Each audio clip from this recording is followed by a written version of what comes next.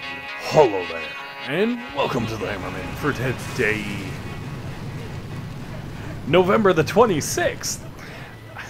At least I got the date right? That's something. And it's Hammerman, it really is. So, first couple of Hammerman stages, they're standard, they're easy, they're you know, the norm. And that's probably a good thing, because for the last couple of weeks, it feels like even some of these early stages have not exactly been standard, norm, easy.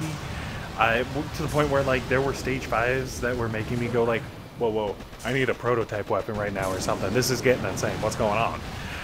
The good news is, this week, Hammerman took a chill pill. That's right. Hammerman has mellowed a little bit.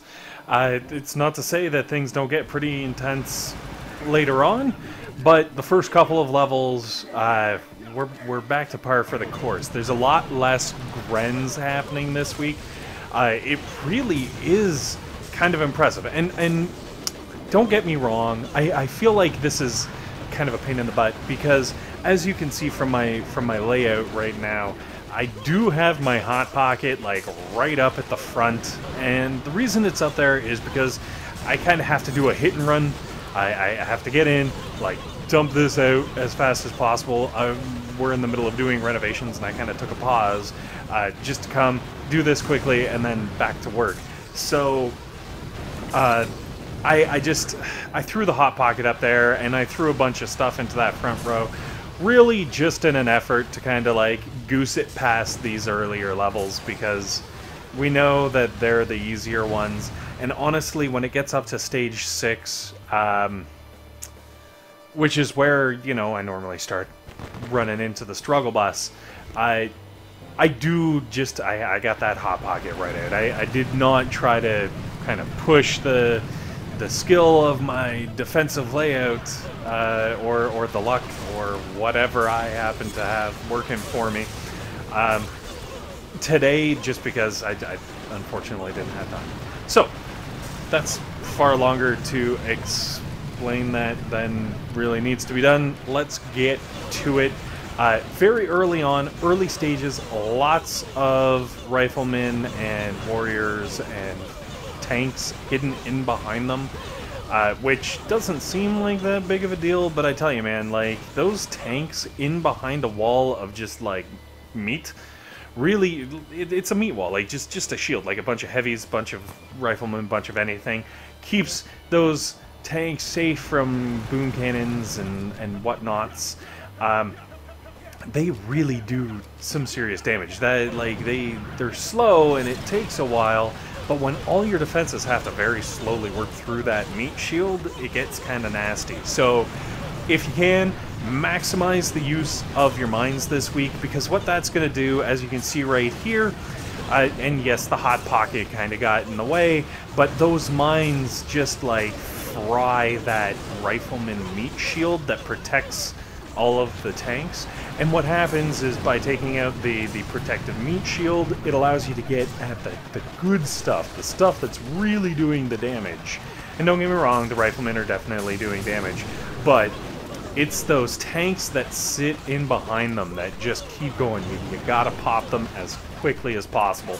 And by having all those mines possibly loaded over onto the one side, it'll help you get there. What you could also do is move your boom mines a little further back from the beach, because you know the riflemen are gonna get there first. They're gonna just wipe out your boom mines, and wasting a boom mine on a rifleman, kinda useless. However, if you place your boom mines a little further back, hopefully by the time the tanks get up there, the riflemen will have been stripped away by all your other mines, and you're going to do maximum damage to the tanks with the boom mines.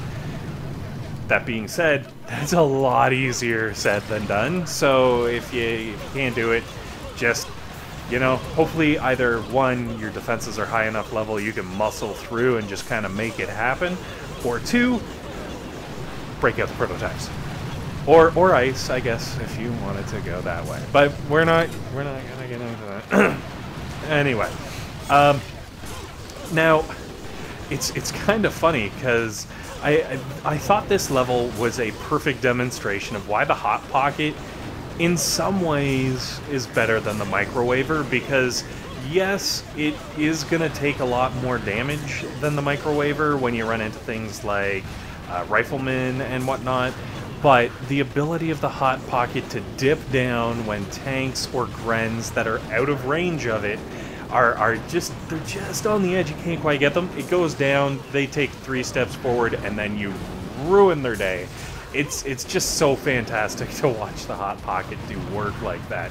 Now, while I mutter on about this, over on the left-hand side, this is what I was talking about with, like, that meat shield. Look at the work those heavies are doing. And all it is like 1, maybe 2 tanks in behind those heavies, but just nothing can get to that tank. And that tank is sitting there just shooting away and shooting away.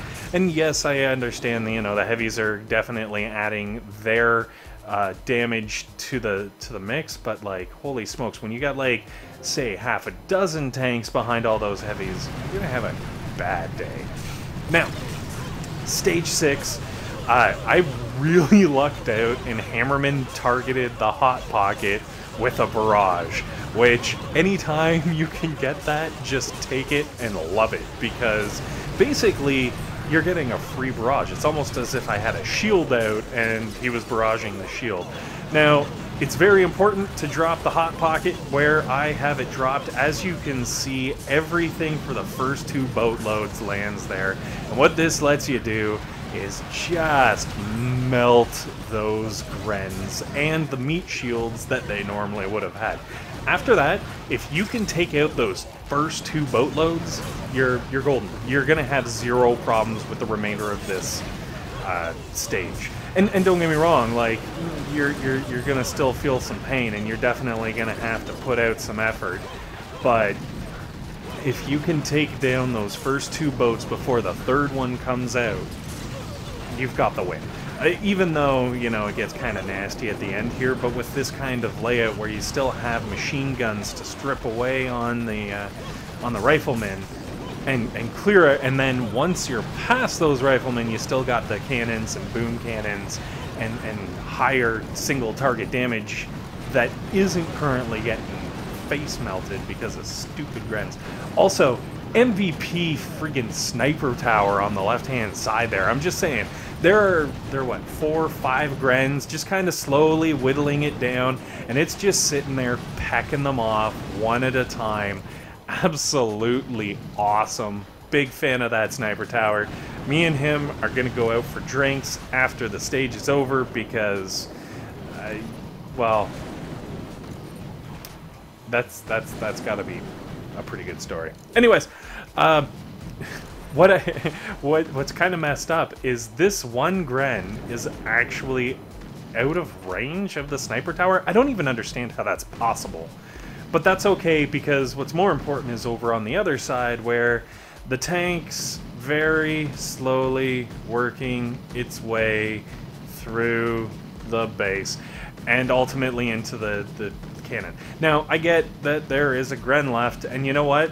I'm okay with that, because there's no way the Gren's going to get through all that mess. And even if that Gren were able to, it's still then got to walk through a minefield before it can even start throwing at the HQ. So I know that I have a solid win here, and we're moving on to Stage 7. Honestly, that Stage 6 was tough, but I feel like it was still easier than the last couple of Stage 6. So it feels like, you know, maybe it's dialed back. And it still has the Grens, which makes me think, like, it's more than just the Grens. Like, Hammerman really was being pretty rough, pretty nasty. Maybe trying some new tricks, I don't know. So, now, finally, Stage 7. Once again, your Hot Pocket is going to be your MVP. And as you can see, like, all of these Riflemen are cruising in, and what's important is you got the Hot Pocket right up at the front, because that's going to keep the medics in between the 2 groups of rifles, and as long as you're just bringing pain to them both, eventually those medics are going to get picked off. And you need to pick those medics off before this 3rd boat lands, because if this 3rd boat lands and there's a whole bunch of medics still standing, you are going to get rolled. That is the key. Just strip off those first two boats, and you'll be okay. Even though there's a Scorcher going through, like if you wanted to get real fancy, you could put a bunch of boom mines down for it and whatnot. But honestly, as long as it gets in front of all the Riflemen, and you've got some boom cannons and cannons sitting way at the back of the base, you're gonna be just fine. You're gonna take it out, no problem. Anyways, guys, thanks very much for watching. Hopefully this has been helpful. Hopefully it's been entertaining. And above all else, hopefully you guys have a fantastic day doing renovations of your own to your base, though.